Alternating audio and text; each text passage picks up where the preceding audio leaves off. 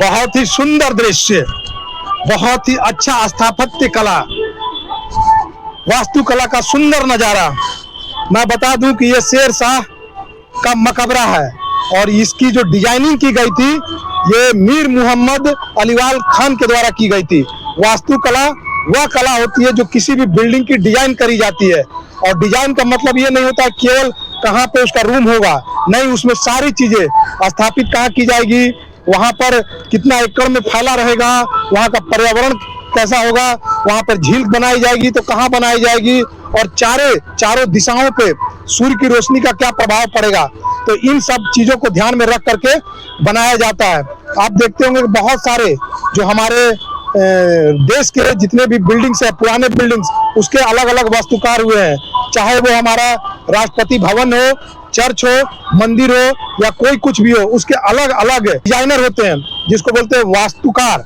तो इस तरह से ये वास्तुकार होते हैं। तो मीर मोहम्मद अलीवाल खान के द्वारा शेर शाह के मकबरा का डिजाइन किया गया था, और शेर शाह की मृत्यु कालिंजर किला को जीतने के दौरान, वहां का राजा कीरत सिंह था, तो उसके दौरान ही इसकी मृत्यु हो गई थी, क्योंकि वहां बुंदेलखंड में यह बहुत बड़ी किला थी, फैली हुई थी, लेकिन शेर शाह उसको भेद नहीं पा रहा था, तो उसके बगल में एक टावर बनाया और टावर से ही गोला बारूद फेंक रहा था। उसी दौरान वो गोला बारूद अपने तरफ ही आ गिरा और उसमें शेर शाह झुलस गया, और उसके बाद इसको वहां से ले जाकर के दूसरी जगह शिफ्ट कराया गया जहां पे इसकी मृत्यु हो जाती है।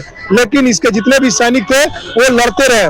शेर शाह का नाम शेर शाह तब पड़ा जब ये हुमायूं को हराया और एक ही वार से बाघ को मार दिया था, तब इसकी नाम वहां से पड़ गई शेर शाह।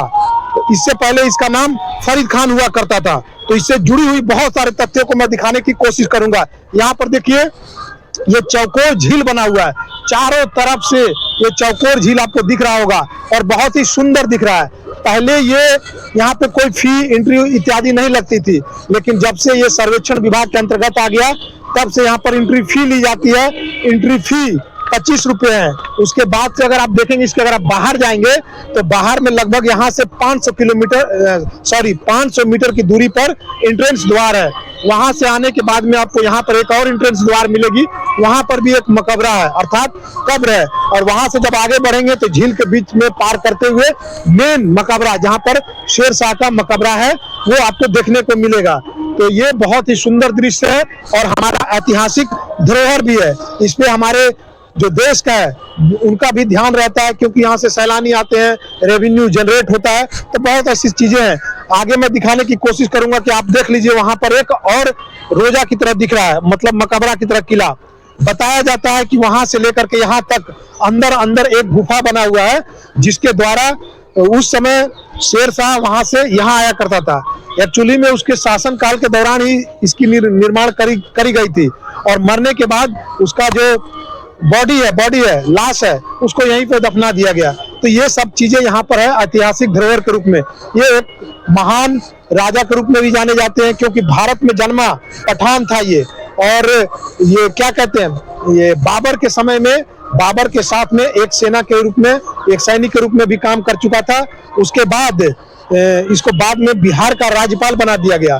तो मैं बता दूं आपको कि ये जो पूरा दृश्य आप देख रहे हैं, ये रोहतास जिला के सासाराम में स्थित है। अगर आप लोग यहाँ आना चाहते हैं तो आप लोग सासाराम में उतरे और यहाँ पर आप लोग बिल्कुल आसानी से आ सकते हैं।